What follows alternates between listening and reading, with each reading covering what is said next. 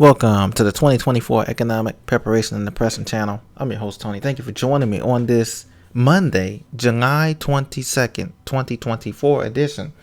We have a lot going on, ladies and gentlemen, and we're going to cover it here briefly today, and then later on, probably tonight, we're going to be talking about the stock market surging higher as after President Biden drops out of the race. I'm sure many of you have heard. And also, we're going to be talking about inflation, jobs, and the labor report.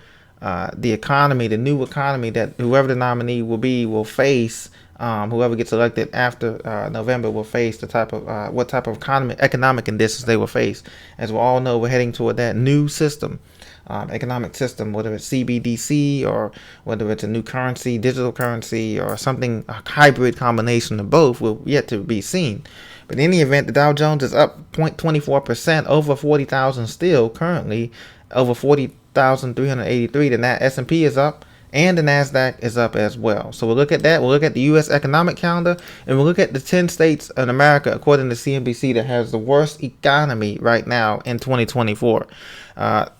Take those with a grain of salt. So we're going to look at all of that. I thank you for joining me. Please be sure to subscribe and hit that bell notification so you'll be notified when the latest videos have been activated. A lot of you have been saying that you haven't been getting the notification, so please hit the bell notification for the latest videos to be coming out. So we're going to get right into it, ladies and gentlemen. Right now, you can see that the stock market is surging.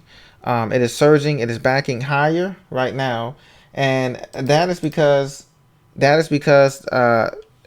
of the current economic climate that we're in. The stock market is surging because we're in an economic situation now where people are saying, well, they want stability. And right now the stability is in the tech stocks, the dividend stocks, the blue collar stocks, and also in the fact that the Magnificent Seven stocks that have been going up, like Google, Apple, Tesla, and all of that, is anticipating a rate cut by the Federal Reserve Bank, and they believe that the rate cut will be happening before the election in September.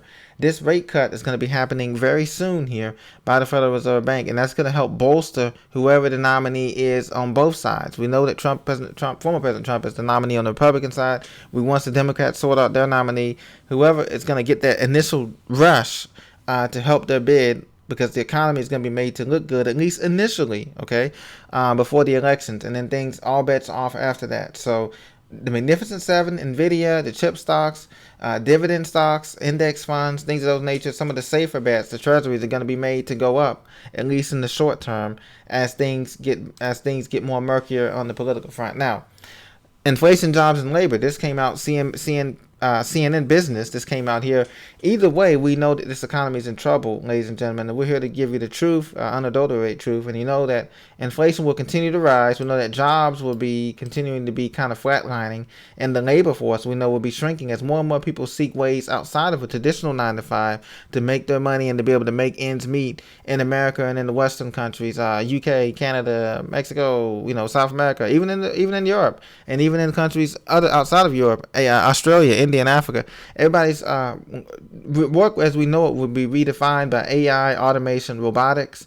Not only just that, but also, it's going to be redefined, the work itself. We may be replacing the traditional 8-hour, 10-hour, 12-hour workday that we're all accustomed to.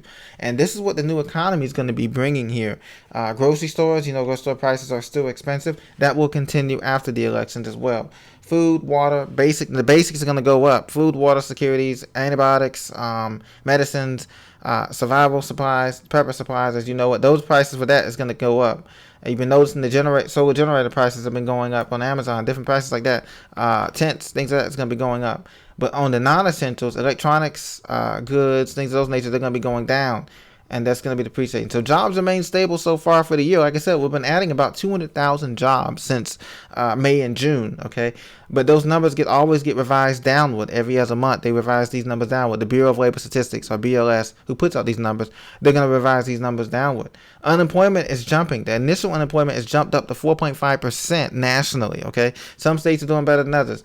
Interest rates are elevated as well. Interest rates continue to be elevated, but the Federal Reserve is going to cut. So how can you cut rates when we have inflation high, and when we have the job growth high, supposedly high, allegedly high, you know what I mean?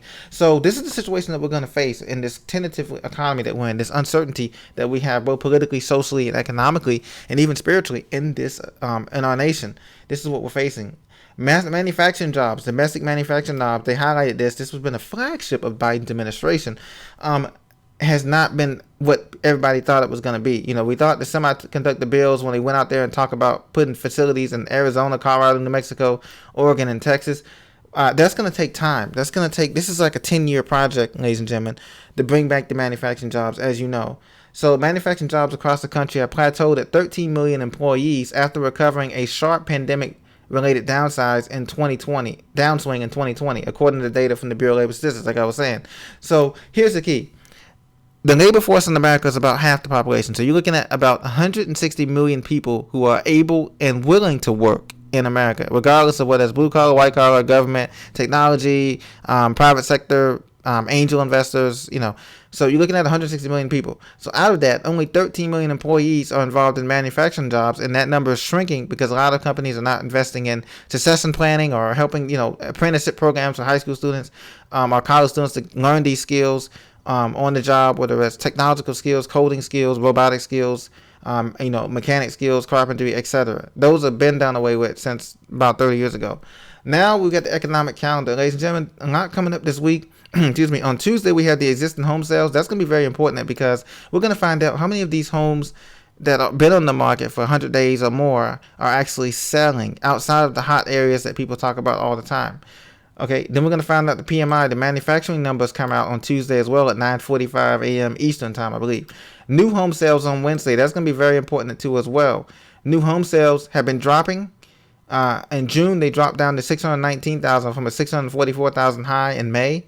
So they're going to be talking about that. GDP on Thursday and initial jobless claims on 8:30 a.m. That's going to be very important on Thursday, July 25th as well. We're going to see how many jobless claims are made. And how many are continuing jobless claims as well from continuing. And then Friday, we finally get the personal income and personal spending reports, as well as the core PCE index. That's going to be very important.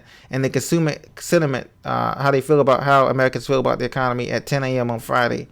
Okay, and then next week it goes on to talk about some more job openings and the employment reports and initial jobless claims. We're going to continue to see that as well. This is all next month's going to be very important in August as we head up into the build up into September with a possible rate cut and all of that. So it's very important that these numbers stay the same. If the numbers stay the same, then you can expect 80% chance that rate cut's going to happen. It's only going to be 25 basis points. I'd be very surprised if they do more than 25 basis points, but you know it's possible because this is, of course, the election year. Now, 10 states, top 10 states, U.S. have America's worst economies, according to CNBC report, top states. So this is America's worst economy. To start off with top 10 states, number Vermont. There are no major corporations headquartered in the Green Mountain state of Vermont. So they don't have a sort of a great economy, but they are stable. The economy is stable. Illinois, as you know, Governor Pritzker, they've had a lot of mismanagement of pension funds, a lot of mismanagement of high property taxes, high crime. And, you know, Chicago, Cook County, and those surrounding counties, they control basically a lot of the state, downstate decisions. And so they're one of the worst states. Maine, that was on the list too as well. As you can see, Maine is a state. A lot of people are moving from these states. Rhode Island, a lot of people are moving to a small state, but apparently the ocean state, they've had pension issues for decades. Listen, they've had a lot of problems there. People moving out of Rhode Island. Kentucky, I'm surprised they're on the list. A lot of people have thought about using Kentucky as a homesteading state in some parts of Kentucky, but apparently they have one of the worst economies, according to CNBC here at number 6. Housing market is sluggish, they claim here. So we'll see. 5, Kansas. People are moving out of Kansas. Moving out of the Sunflower State. Housing inventory is sparse. Jobs are sparse in Kansas, and they're going down. Louisiana is on the list at number 4. These are the top 10 states that have worst economy so far in 2024. People are moving out of Louisiana. The Pelican State is suffering home equity. A lot of old dilapidated houses are going down. Job growth is low. Labor force decline. People are moving. Some people moved during Katrina, obviously the Houston area, and they never returned.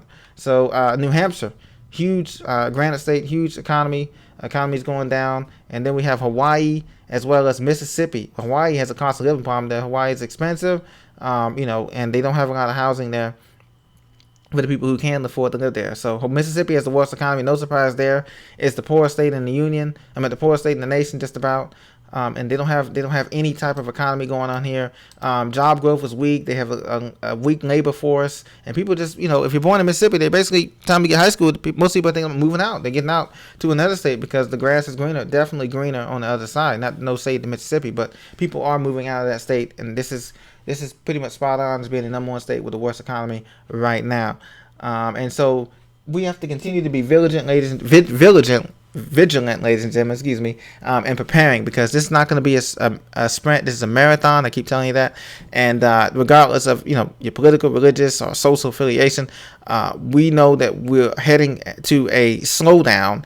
Yet to say, I don't say depression and all that doomsday stuff, but we are definitely heading to a slowdown and a change, a transition in the economic cycle that could result into a recession, a severe recession, one lasting longer than 3 years, according to not just me, but according to some other economic experts. And it's just a matter of when, not if.